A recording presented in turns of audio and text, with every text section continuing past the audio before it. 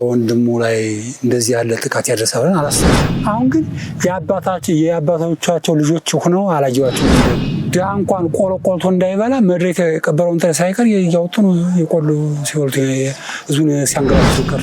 ሚስቴም የነፍሰ ጡር የ9 ወር ነፍሰ ጡር ናት። ልጅም ህፃን ልጅ ናት እያለ እሱን ራሱ ክደታ ይዋላ እና 3 መከላከያዎች እያዘልኩ ከቤት ነው ያደረሱት። የትግራይ ልጅ ያለ ሆነ ያውም የጎጃም ልጅ የደብረ ማርቆስ ብሎ አልቅሶ ልብሱን ፎጣውንም ጃኬቱንም መርፉ እንዳለ ቤተክርስቲያኑ ውስጥ ላይ አለ። አሁን ዛሬው ሁሉ ቁጭ እንዳላለ ድንጋው ግምስምስ ብሎ በቃ የመርፉ ጥይት ተሰክቶ በቅዱስ ሚካኤል ረዳትነት ያ የመርፉ ጥይት ቢፈነዳ ቤተክርስቲያኑ ወዳሚ ነው።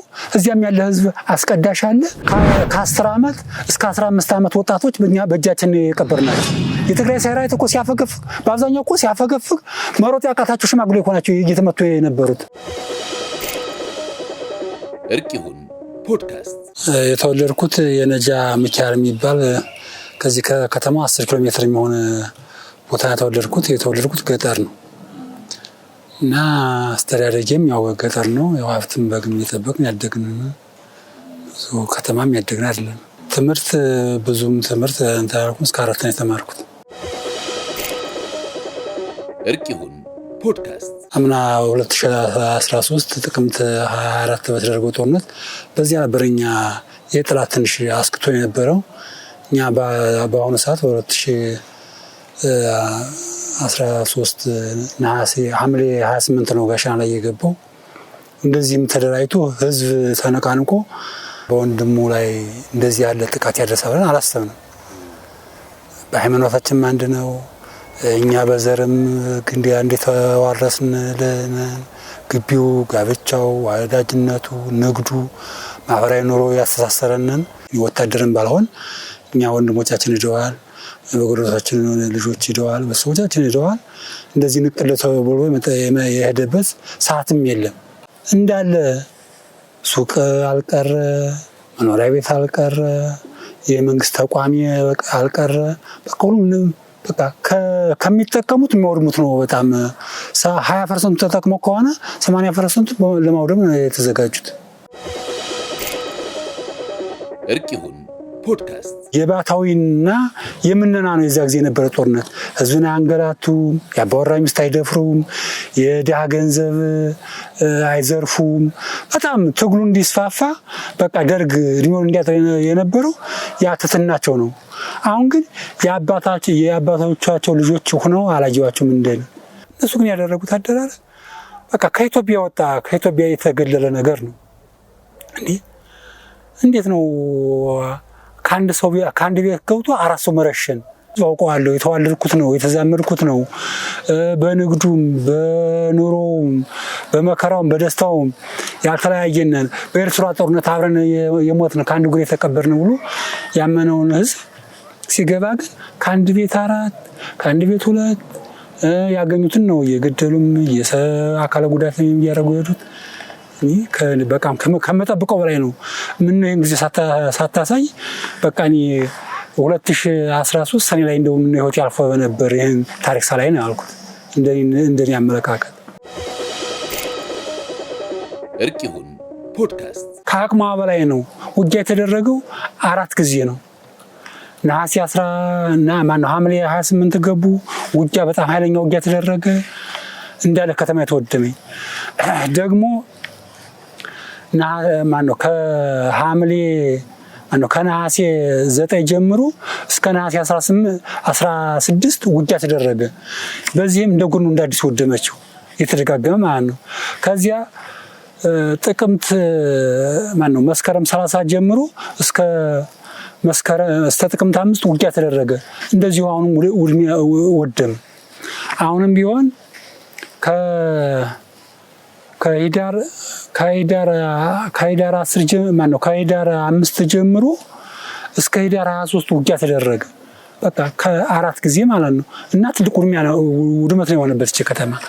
ልክ አሁን ስትጠራ ልክ እንደነ ደሴ፣ እንደነ ወልዲያ፣ እንደነ ደብረ ታቦር እንደ ዞኖች ከተማ በላይ ነው እንትን የሚሉት። ግን ይሄ እንደምታዩት በአካልም እንዳያችሁት ይሄ ገና ከተማ አስተዳደር የሆነው 2013 ነው። ምንም በቀበሌ የሚተዳደር ከተማ ነው። ግን እነሱ ከአንድ ዞን በላይ ከተማ ድሃ እንኳን ቆሎ ቆልቶ እንዳይበላ መሬት የቀበረውን ጥሬ ሳይቀር እያወጡ ነው የቆሎ ሲወልቱ ህዝቡን ሲያንገላቱ የከረሙት እና በጣም አሳዛኝና በሰው አምሳልም ይደረጋል ተብሎ ያልታሰበ ጉዳይ ነው በዚህ ከተማ የደረሰው። ህብረተሰባችን በጣም ነው የተንገላታተው። አባት ከጧሪ ልጅ አጥቷል። ልጆች አባት አጥተዋል። ሙሉ ለሙሉ አባትም ልጅም ከአንድ ቤት የወደመበት አለ። በከባድ መሳሪያ ውጊያ እኛ ውጊያ የምናውቀው አባቶቻችንም ሲያወሩ የምንሰማው ተራራና ተራራ ይዞ ህብረተሰብ አርሶ አደር እንኳን እንዳይጎዳ አዝመራ እንዳይወድም ተብሎ ነው። እነዚህ ሀብለው ገና ዘር ሳይዘራ በሰኔ ነው የመጡብን። ከሰኔ እስከ ሐምሌ ዘርም አልተዘራ፣ ዘር በደንብ ሳይዘራ፣ አረምም ሳይታረም፣ አጨዳም ሳይታረም እንግዲህ ከሰኔ ጀምሮ እስከ ሂዳር ማን ነው ታህሳስ 9 ነው የወጡት። እንግዲህ ጋሸና ላይ የወጡት ልክ ሰሜን ወሎ ዞን እንኳን ለቀው ጋሸና ለቀው ነበር። እንደገና ሲገቡ ራሱ ዞኑን ሳይዙ ቀድሞ እዚህ ነው የገቡት እና አርሶ አደሩ ራሱ በደንብ አዝመራ አልዘራ፣ ዘር በደንብ ሳይከናወን የገቡት። ሁለተኛ አረም አለ። ዘርተ አንድ እህል ካልታረመ ለጥቅም አይሰጥም። አዝመራም ቢሆን መዋጃው ነው የከረመው። ተዘዋውራችሁ ማየት የተወሰነ ያልተከተተ አዝመራ አለ። እዚሁ ድብዳብ ሆኖ የቀረው በቃ መንከባለያ ሆኖ። እርቅ ይሁን ፖድካስት አለ። ቢያንስ እዚህ ከተማ ወደ 41 ሰው ሞቷል። 41 ሰው ነው የሞተው። የነ አሻግሬ ደምሴ ልጆች ሞተዋል። በቃ በርካታ ሞተዋል። እንደው በዝርዝር እንትን መግለጥልህ ማስታወሻ ላይ ዘርዝሬ ይዤዋለሁ ራሱ። እና አስፋቸው ፋሲል ሞተዋል። እነ ዲያቆን ተረፈ ፍቅሬ ሞተዋል። መዙረሽ አለባቸው ሞተዋል። አዎ በእርግጥ ራሱ አሁን አንድ ልጅም አለችው ካሳ ነው የሚባል ባልየውን ገለውታል። ልጅክንና ሚስትን አንጣ እያሉ እየደበደቡ ሲሉት እኔ ሚስቴም የነፍሰ ጡር የ9 ወር ነፍሰ ጡር ናት፣ ልጅም ሕፃን ልጅ ናት እያለ እሱን ራሱ ገለውታል። ካሳ ነው የሚባል እና ሚስቱ ራሱ 9 ወር የሞላት ነፍሰ ጡር ናት። በእርግጥ ያው አንጣ ተብሎ ሰዎቹ እሪ ተባለ። ወጥተን ስንሄድ ልጆቹ እንደተደፈሩ ነው ያለው ወሬ፣ ግን አልደረስኩም። እርቅ ይሁን ፖድካስት ከሐምሌ 28 ታህሳስ 9 ነው ወጣው። በዚህ እንደተባለው በጣም በርካታ ውጊያ ከመደረጉ አንጻር ኮን ወረዳችን ኮን ነው ያሁን ከተማ አስተዳደር ኮን ወረዳችን ላይ መኩሪያዬ አየለ የሚባል በእሱ አስተባባሪነት 41 መከላከያና ምንሻ እሱን ቁስለኛ እዚያው ህዝቡ እያጠበም የጤና ባለሙያም አሉ። በእርግጥ ስማቸውን በደንብ አላስኩትም። ያው አስተባባሪው ነው መኩሪያዬ አየለ ነው በዋናው አስተባባሪ። 41 ወታደር ነው እንግዲህ ያ ሰውዬ 31 ውድ ነው ወደ ጦር ተቀላቅለን በቃ የዚህን ህዝብ ችግር መፍታት አለብን ብሎ ወደ 31 ወደ ክፍላቸው ተመልሰዋል። ወደ ጦሩ 10 በጣም አካላቸው በጣም እግራቸው የተቆረጠ ወገባቸው የተሰበረ ምናምን እንትን ብለዋል እንጂ እንደዚህ አድርጎ የኮን ማህበረሰብና የጋሸና ማህበረሰብ በአንድ ሆኖ አድኗል።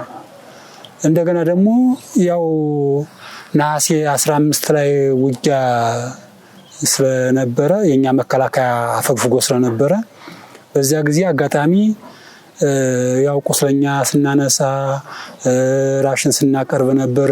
ያው የአካባቢው ህዝብ ወጥቶ ከዚያ አጋጣሚ 2 ሰዓት ላይ ነው 3 መከላከያዎች ተመተው ወድቀው አገኟቸው። ከዚያ ምንም አማራጭ የለም። መከላከያ ወጥቷል። ዙም ያው ለተደጋጋሚ ጦርነት ስለተደረገበት ሸሽቷል። በኋላ እና 3 መከላከያዎች እያዘልኩ ከቤት ያደረስኳቸው። ከቤት ያደርሽ ያው እነሱን መስከረም 17 ነው የሄዱት። ድነው ምን ብለው በጨው እያጠብኩኝ መድኃኒት ኢንፌክሽን እንዳይፈጠር በእርግጥ በዛ ጊዜ መቄት አልተያዘም ነበር። መቄት እየላክ ከዚህ በኋላ መቄት ተያዘ የግለሰብ ቤት እየለመን እና ያን 3 መከላከያ ሀቤት ያድንኝ ወደ ሀገራቸው መርሻለሁ። እንደውም አሁን የሁለቱ ስልክ ያለኝ እነሱን በአካል ማግኘት ትችላላችሁ። አሁን አንዱ በጣም እግሩ ስብራት ስለሆነ ባህር ዳር ሆስፒታል ነው ያለው። አማረ መኮንን ይባላል። የጎጃም ልጅ ነው። ባህር ዳር ነው ያለው እና ሌላው በአንድ ተጠርንፎ እንትን ያለው መከላከያ ናቸው። እዚያም ኮን የነበሩት መከላከያና ምንሻ ነው። ያው ትንሽ ከቦታውም ክረምት ስለሆነ ወንዝ ላይ ሊሻገሩ ይደርሱባቸዋል፣ ይደርሳል። ጉዳቱ ይደርስባቸው ከዚያ አንጣር ነው። በቃ ሁሉም የክልሉ ህዝቦች በአንድ ጉድጓድ የወደቁ በአንድ ቤት ተመተው ያዳናቸው ናቸው። እርቅ ይሁን ፖድካስት። አማረ መኮንን ያልኩት አሁን ባህር ዳር የሚታከመው ነው። እሱ የተመታው ነሐሴ 15 ቅዳሜ ቀን የተመታው የተገኘው ነሐሴ 23 እሁድ ቀን የተገኘው ከአንድ ሳምንት በላይ ሆኖት ማለት ነው። ኮንትሮል ተዘግቶ በቃ እንዳለ ቁስሉ ደም እንዳለ እግሩ ተመቶ እግሩ ተሰብሯል። ሁለተኛ ደግሞ የወገቡ ያንዱ የወገባችን ስጋ ያለ አይደል እሱ ደግሞ ተመቶ የወገቡ ስጋ ተቆርጧል። በቃ ተረፍ ያለው ነው እንግዲህ ይሄ ጨጓራችን ማነው አንጀታችን ጋር የተገናኘ ነው። የወገብ ስጋ እንዳለ የወገቡ ስጋ ተቆርጧል። መነሳት አይችልም፣ መቀመጥ አይችልም። አንትቶ በቃሬዛ ጥለውት ኮንትሮል አስገብተውት መከላከያ ወዷል። እኛ ላየነው ያገኘው የትግራይ ልዩ ኃይል ኮንትሮል ውስጥ ተዘግቶ ነው ያገኘው። እኔ ጊዮርጊስ ቤተክርስቲያን የሚባል ቤተክርስቲያን አለ። እሑድ ቀን ነው በ23 እዚያ ድረስ ስመጣ ከበውታል። ቤቱን ከፍተው ከበውታል። ኮንትሮሉም ማለት ነው። ምንድነው ምናምን ስገባ እዚህ አብይ ወታደር እኮ ምናምን ይሉኛል። እዚያ ሲሉኝ እና እንደዚህ ወሬ አብይ ወታደር እያደረገ እያንጠባጠብጥሎ ሲሉ እንደዚህ ወርቋ አግኝተ ነው ምናምን አሉኝ። እዚያ ገብቼ ሳየው ደሙ እንዳለ ከዚህ ከአንገቱ ጀምሮ እስከ እግሩ ጥፍር ደም ነው። ደም ብቻ አይደለም እንዳለ ተልቷል። እንትኑ ትሉ የጉልበቱም ይምዘገዘጋል፣ ሙሉ አካላቱም ልብሱ አልወለቀም፣ እንዳለ ፍርግጥ ብሎ ነገኘው። ከዚያ ይህን እንኳን ማንሳት ያቃታችሁ ምናምን አሉ። እኔ በዚህ በጣም አመሰግናቸዋለሁ የትግራይ ልዩ ኃይልን። ከዚያ ኑአንሱ አሉ። ገባው አነሳሁኝ። እንደገና ያን ልብስ በመቀስ ነው መቁረጥ የጀመርኩት። ከራስ ጠጉሩ እስከ እግሩ ጥፍር እንዳለ ግጥም ብሎ ተያይዟል ከሰውነቱ ጋር ደሙ የፈሰሰውና ቁስሉም ተያይዞ እንዳለ ቅማል ሆኗል። እንዳለ ነጭ ትል ነው የሚምዘገዘገው እዚያ ውስጥ። እንግዲህ ምንም ሕክምና አላገኘም፣ ደሙ አልታጠበለትም። በቃ እንዳለ ከዚያው በመገገሩ ያን ቁስለኛ ሌላ አላደረኩም። ሙቋ እዚያ አካባቢ አስፈላሁኝ። ሙቋ አስፈልቼ ሙሉ አካሉን አጠብኩኝ። እንደውም ልብስ እስተምናመጣ የትግራይ እውነቱን መነጋገር ስላለብን ማለት ነው የትግራይ ልዩ ኃይል የሆነ ያውም የጎጃም ልጅ የደብረ ማርቆስ ብሎ አልቅሶ ልብሱን ፎጣውንም ጃኬቱንም ሰጠን። ያው እኔም ቤተክርስቲያን ድረስ ስለመጣው ልብስም ስለሌላ ያ ቀድሞ ሰጠን። ከዚህ በኋላ ሱሪ ነው የሚቀረው፣ ሱሪና ቲሸርት ነው። በቃ ወዲያው አንጡ ብር ብሎ የራሱን 50 ብር አወጣ። እዚህ አካባቢ የተወሰኑ እኛ ያልሸሸ ህዝብ ነበር እና የትግራይንም ልዩ ኃይል አዋጥቶ ነው ወደ 700 ብር ሰጠን። በዚህ ሸሚዝና ሱሪ ገዛ ብሎ በዚያው ተገዝቶ ነጠላ ጫማ ገዝቶ ሰጠን። በቃሬዛ አንስተን ወሰድን። ለጊዜው ኮንትራር አረግነውና ከዚያ መጡና መታከም አለበት፣ ይሄ ቁስል ኢንፌክሽን ይፈጥርበታል። እንደዚህ ብሎ ተልቶ ገምቶ የተገኘ ሰው ተልቶ መሞት የለበትም። ምንም የሚያጣሉን ሁለትና ወይ ከ200 ሰዎች በላይ ቢሆኑም ህዝባችን በማያውቀው ነገር እንደዚህ ተልቶ መሞት የለበትም ብሎ የነሱ ሕክምና ነበር። አንሳና በቃሬዛ ወሰደ አሉ። ከዚያ እነሱም አያይዘውን ከኛም አንድ ሰው ጨምረን ከነሱ ሕክምና ወሰድነው። አከሙልን። አክመው አንሱና ወሰዱት። እኛ አንይዘው ራሽን ችግር አለብን፣ የመሬትም ችግር አለብን፣ ይህን ሰውዬ እያጠባችሁ ምንም እያላችሁ ውሰዱ አሉን። ከዚህ በኋላ በቃሬዛ ብለን እዚያው አንድ ኮንትራር አደረግን። እሁድ እንደዚህ አድርገን እሁድ ከዚያ አሳረፍንና አሁን ደግሞ ሌላ ቤት እናደርግ ነው። ማታ ሲጨልም አንስተን ሌላ ቤት እናደርግ ነው። ግድ ማጥፋት አለብህ።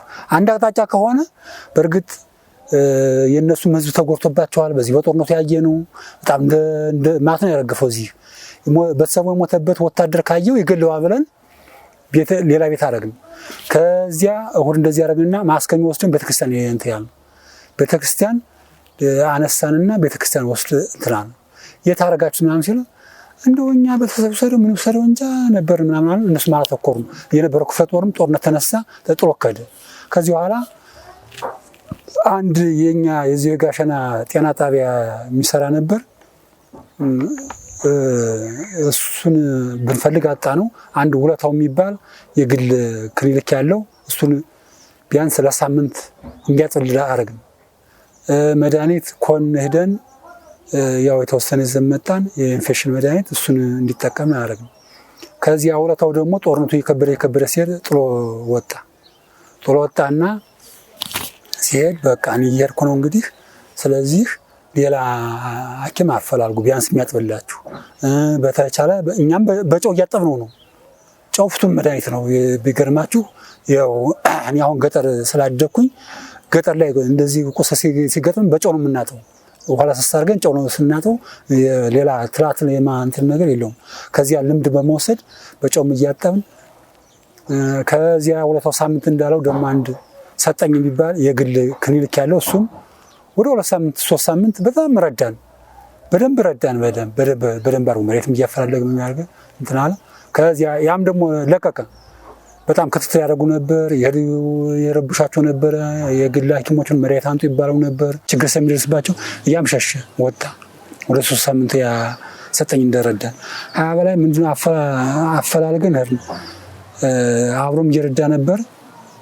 ገበያ የሚባል የጤና ጣቢያ የሚሰራ እሱ ከ20 በላይ እስከ ሂዳር 23 ድረስ እስከ ሂዳር 23 እንግዲህ ከነሐሴ ጀምሮ ከመስከረም ጀምሮ መስከረም፣ ጥቅምት፣ ሂዳር 23 ነው የልጅ መከላከያና ልዩ ኃይል ሲገባ ልዩ ኃይል አንስቶ የወሰደው እና ከጀምሮ በቃ ይሄ ነው የተረከበው። እኛ ምግቡን እንትናለን ልብሱን የሰንበት ተማሪዎች አሉና ተስፋ የሚባሉ በቃ ህብረተሰቡ ያው እንትን ይላል። ምግብ እናዛለን። ከቤት ውስጥ እንዳልጨምረው 3 ቁስለኛ አለ እና ያን ደግሞ አንዲት ጎረቤት ዘውዴ ጌተን ትባል እሷ ናት የምታውቀው። ሚስቴም ልጆችም ሸሽተው ስለነበር ማንም ያውቅ የለም ዝግ ነው ቤቱ። ስለዚህ 4ኛ እንዳልጨምረ ሄደ እና ተገድፈው የሚንቀሳቀሱ ናቸው።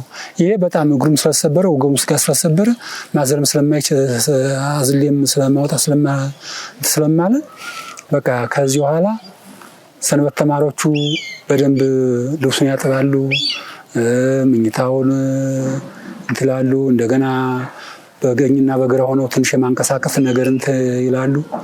ለዚህ ያያረም እንግዲህ ከእግዚአብሔር ጋር ያው ከእግዚአብሔር ረድቶን ያው አራቱም ተርፎልና እንጂ በእኔ በአቅሜ ወይ ገንዘብ ኑሮ ወይ ጉልበት ኑሮ ወይ እውቀቱ ኑሮኛ አይደለም። ይህ እግዚአብሔርና ህዝባችን የሚያሰጠንን ነገር በቃ ማድረስ ነው ያደረኩት እንጂ ምንም እኔ ሁሉ እውቀቱ ኑሮኝ አክሜም እኔን ሰዎችን ምግብም አሉ ህዝቡ የሚሰጠን ህዝብ ነው።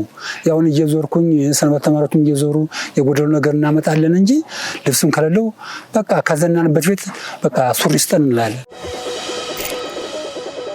እርቂሁን ፖድካስት በቃ አንቆቷል። የመናገር እድል የለውም። በቃ እዚያ ፈቅዶና ወዶ ልጁ ተራፊ ሆኖ ነው እንጂ በቃ ሞቱ ያችን ሳምንት ቀርቶ 2 ቀን የማደር እድል የለውም። የወገቡ ስጋ ተቆርጧል። እግሩ ተሰብሯል። የሰውዬ ምግብ የለውም። እንግዲህ ሳምንት ቁስል ይዞ አካለ እግር ተሰውሮ የወገብ ስጋ ተቆርጦ እንዲያውሎ ደም እየፈሰሰ ትል እየላሰው ቅማል እንዳለ ፈልቶበት እንደዚያ ማግኘት እንግዲህ ክርስቶስ አትሞት ያላት ነፍስ ናት። አንተም ኃጢአትክን በዚህ ቀን ስለያለው ብሎ በቃ ይሄ እግዚአብሔር ቸርነት ነው እንጂ ማንም አይደለም። እሱ የመናገር ድሉ የለውም በጊዜው ስናገኘው። ግን አንዲት ልጅ ለይት ከቤቱ 11 ሰዓትና 12 ሰዓት የተወሰነ እንጀራ ጉርሽ ወጣለሁ ትለናለች።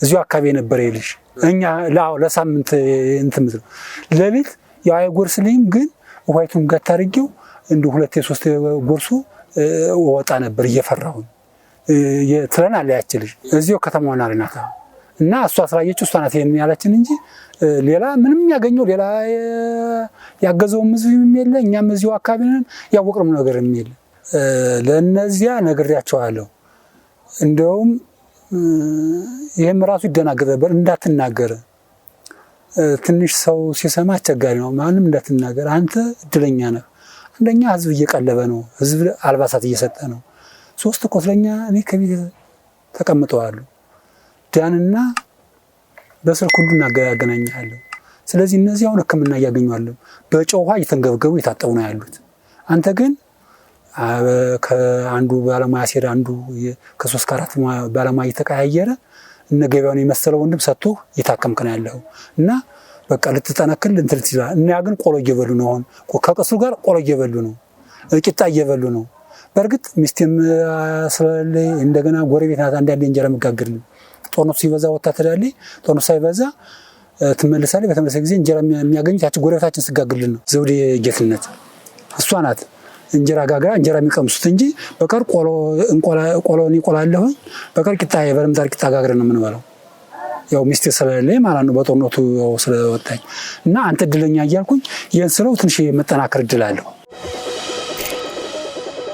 እርቂሁን ፖድካስት በጣም ነው የተደሰተው በቃ እንደው በቃ አሁን ራሱ ሲደውለት በቃ ልቅሶ ነው የሚከላከለው እንደዚህ ተርፌ ወደ ለሀገሬም ከዚህ ጋር መገናኛለሁ ታለች ገምቼ ሞታለሁ እንጂ እንደዚህ በቃ እኔ የተወለድኩባት ቀንና የተንቲያልኩባት ቀን ረግም ነበር ወይ ጓደኞች እንደ ጓደኞች በረግፍ ሞት አንደኛ ወይ መሳሪያ ኖረኝ መሳሪያን ጠጥቼ ሞት ደስተኛ ነበርኩ ይያለ ነበር ሲጣጣስ ነበር ሲያገግን ደስታው ከምንም በላይ ነው በቃ ከምንም እንደገና አዲስ ተወለድኩኝ እልልበሉልኝ ነበር ሲል ነበር እንደገና አዲስ ተወለድኩኝ እልልበሉልኝ ይያለ ነው ሲል ነበር እና በጣም ደስተኛ ያው ተገድፎ ነው እግሩ ተሰብሯላ እግሩ ሰባራ እዚህ ፊው አካባቢ ቅልጥሞ አካባቢ የተሰበረው ሰባራ ስለሆነ አሁን ያንን እኛ ጠግን ማዳን አልቻልንም እንጂ ወተትም ያመጣሉ በለጣ አስማር የሚባል አለ ባላላም እሱ ራሱ ወደ ወር አካባቢ 1 ሊትር በወር ያመጣ ነበር በቀን ብርጣለ ምትባላለ እሷ ራሷ ወተት ካንዱ ወር በላይ እሷ በቀን 1 ሊትር ታመጣለች እነጣ ነው ሁሉ የሚያመጣው እርቂሁን ፖድካስት እሱ እያለ ነው አዚው እያለ እሱ ያለው ቀብሪስን ያስቀመጥ ነው ቤተክርስቲያን ደግሞ ቀጣ መጓጅ ያረጉት ኢትዮጵያዊ አይመስሉም ያልኩትበትም ይሄ ነው ከውጭ የመጣ ሰው ነው ሃይማኖት ተቋም በክርስትናም ሆነ በእስልምናም ሆነ መስጊድና ቤተክርስቲያን እንዲኖር የሚያደርገው ከውጭ የመጣ ጥላት ነው እነዚህ ግን ሆን ብለው የሚያደርጉት ምንድነው ቤተክርስቲያን ላይ ነው ገብተው ውጊያ የሚያደርጉት በቤተክርስቲያን ዙሪያ ምሽግ ያደርጋሉ ቤተክርስቲያን ውስጥ ሲቸነፉ በቃ ለቸነፉና ጥቃት የሚያደርሱ ቤተክርስቲያን ውስጥ ገብተው ነው በሃይማኖትም ክልክል ነው እንደገና በሰራዊትም ህግና ደንብ ክልክል ነው ተቋም ውስጥ ውጊያ እንደማይደረግ ያው ሲባል መሰማለው እንደሆነም ትክክለኛ ነው እነሱ ግን ሆን ብለው ነው ቤተክርስቲያን ላይ ውጊያ የሚያደርጉ ውጊያ ሲያደርጉ እዚያው የሚያስቀድሰው ሰው ራሱ ፍንጣሪው መተዋል ሌላ አይነት ተኩስ የመድፍ ተተኩሶ ራሱ መድፉ እንዳለ ቤተክርስቲያኑ ውስጥ ላይ ያለ አሁን ዛሬው ሁሉ ቁጭ እንዳላለ ድንጋው ግምስምስ ብሎ በቃ የመድፉ ጥይት ተሰክቶ በቅዱስ ሚካኤል ረዳትነት ያ የመድፉ ጥይት ቢፈነዳ ቤተክርስቲያኑ ወዳሚ ነው እዚያም ያለ ህዝብ አስቀዳሽ አለ በዳርቁ የሚያስቀድስ አለ ቤተክርስቲያኑ ሙሉ ነው ያስቀድሳል እና የእመቤታችን ስለነበረ ሂዳር 21 ስለነበረ እንደዚህ አይደል ተደረገው በቃ እንዳለ ማጥስ ነበር የሚወድም እና ቤተክርስቲያናችን ሳይወድ እንደው በእግዚአብሔር ረዳትነት በጣርቃን በሰማያታት ረዳትነት ቤተክርስቲያናችን ሳይወድ ህዝባችን ሳይሞት እንዲያው ተርፏል ድንጋው ግን ፍክስክስ ብሎ በአካል ምዶ ማየት ይቻላል እንትን ብሏል እርቂሁን ፖድካስት እኔ ከመጀመሪያ ከሐምሌ 28 ጀምሮ እስከ መጨረሻው እስከ ተሳስ 29 እዚያው ነው ያለሁት ሃይማኖት ድንበር የለውም አረመን የሚሆን ምንም ይሁን እስላም ይሁን ክርስቲያን ይሁን በቃ ስለ አንድ ነገር በቃ ሃይማኖታችን የሚያስተምረን በቃ ሁሉን አንድ አይነት አድርጎ ያስተማረን። አባቶቻችን ያስተማሩን ነው። ገድሉም መጽሐፉም የሚለው ይሄ ነው። ሰራዊት ማለት ይከብዳል። ህዝብ ነው ያለቀው። እንዴ የ10 ዓመት ህፃን ስለ ጦርነት ምን ያውቃል? የ70 ዓመት ሽማግሌ ጦርነት እኮ ጉልበት ያስፈልጋል፣ ጤንነት ያስፈልጋል፣ በቃ በደንብ በስፖርት የጠነከረ እንትን ያስፈልጋል። በአብዛኛው እኮ ሲያፈገፍግ መሮጥ ያቃታቸው ሽማግሌ እኮ ናቸው እየተመቱ የነበሩት። መሮጥ ሲያቃታቸው የነበሩ እኮ ህፃናት እኮ ናቸው በውጊያ ላይ ያለቁት። ጉልበት ያለውማ ከፊት እያፈተለከ ሄዷል። እኛ እኮ ሲያስለቅሱን የነበሩት ያ በደንብ በሰራዊት ተደራጅቶ የመጣው አይደለም እያስለቀሰ የነበረው። ያ ህፃን ሆኖ ተርቦ መሮጥ አቅቶት አንደኛ ሲያስለቅሰን የነበረው ሽማግሌ ሆኖ 70 ዓመት 80 ዓመት ሽማግሌ ሆኖ እየተደናበረ በቃ ሲፈልግ የወገን ጦር ከጀርባ ይመታዋል፣ ሲፈልግ ፊት ለፊት ይመቱታል እነሱ። ያ ነው ሲያስለቅሰን የነበረው እና ያለቀ ሽማግሌና ያለቀ ህፃን ነው ሲያስፈልግ። እንዴ እርጉዝ ሴቶች ራሱ አመት ላብ እንኳን አትሩ ነው ይባላል። ልቅሶ እንኳን አትሩ ነው የሚባለው። ገበያ ላይ አትሩ ነው ይባላል። የሆነ እንኳን ግርግር ቢነሳ የሆነ መታፈን ነገር ይደርስባቸዋል የሚሉት አባቶቻችን ሲሉ። በእንስሳት እንኳን እኔ አርሶ አደር ሁኜ ስላደኩኝ ነፍሰ ጡር እንስሳቶች እንኳን አይበራዩም፣ አይታረሱም፣ አይጋለቡም። እንስሳት አሁን ፈረስ ከሆኑ እርጉዝ ከሆኑ አይጋለቡም፣ አይታረሱም፣ አይበራዩም። እንዴ ለጦርነት እኮ ነው። ጦርነት እኮ ነፍሰ ጡር እንዴት ትሳተፋለች? እንዴ የ80 ዓመት ሽማግሌ የ70 ዓመት ሽማግሌ ወደ ገዳም ገብቶ ነው መጠለያ ያለ። በጦርነት ተሳትፈዋል። ነፍሰ ጡር ሴቶች ተሳትፈዋል ጦርነት ላይ ከትግራይ ማለት ነው። የ10 ዓመት ህፃን በወንድም በሴትም የ10 ዓመት ህፃን ተሳትፈዋል። የ70 ዓመት የ80 ዓመት ሽማግሌ ተሳትፈዋል። ይሄ ሁሉ በጣም ነው ያስለቀሰን። እርቅ ይሁን ፖድካስት ከ70 ዓመት እስከ 80 ዓመት ከ10 ዓመት እስከ 15 ዓመት ወጣቶች በእጃችን የቀበርናቸው እያየነው ነው።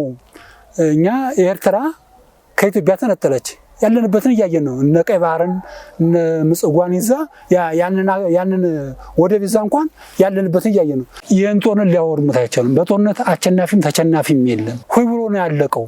አይተናል፣ አዝነናል፣ አልቅሰናል፣ በጣም ተክዘናል። ወንድሞቻችን ቀብረናል፣ እህቶቻችን ቀብረናል፣ እናቶቻችን ቀብረናል። እናቶቻችን፣ እህቶቻችን፣ ወንድሞቻችን በአመካችን እኛም አዝነናል። ሁይ ብሎ የመጣ ህዝብ እኮ ምንም ትጥቅ ሳይዝ የጦርነት ልምድ የሌለው ህዝብ ነው የመጣው እኮ። ከቤት እኮ ተነርቶ በሀብታም መኪና እኮ ተነርቶ የመጣው። ስንቱ ምሁራን ያለቀው ምንም በማያገባቸው። ስንት የፋብሪካ የነበራቸው ባለ ሀብቶች ናቸው ተገደው መጥተው አልቀን በእነሱ እጅ በእኛ እጅ ቀበርናቸው። እና አሁንም ቢሆን አሸናፊና ተሸናፊ ስለማይኖር ስለዚህ ወደ ቀልባቸው ተመልሰው እንደውኒ ሞራን ሆኜ ባላጠናውም ከኢትዮጵያ ውጭ ተነጥሎ ራሱን የሚችልበት እድሉም የለውም። እንደው ለ5 ዓመት ለ4 ዓመትም እንደው የሚኖርበት እድል የለውም።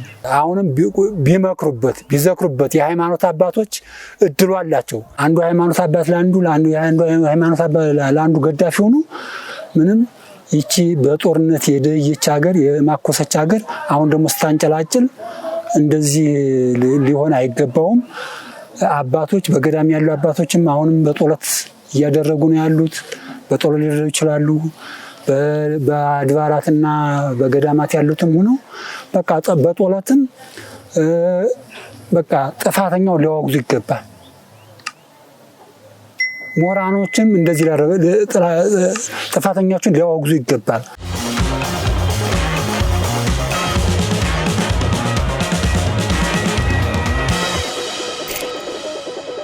እርቅ ይሁን ፖድካስት